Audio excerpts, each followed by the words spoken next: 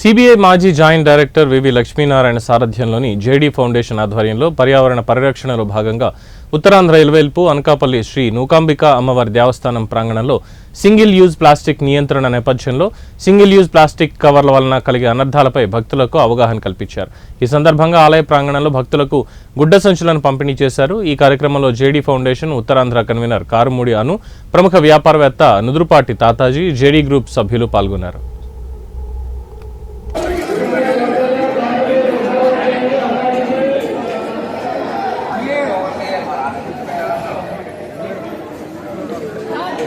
Doctor Srinath గారు 210 చేయండి. వారి వారి కుటుంబానికి అమ్మారు ఆశిస్తున్నామండి. అమ్మారు గుడికి అనాథ సంప్రదించండి.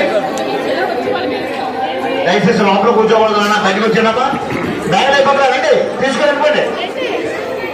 అమ్మ శ్రీనాథ్ కావాలన్నా బయటకు వచ్చాను, బయటకు వచ్చండి. బాగా ఇటు కావాలా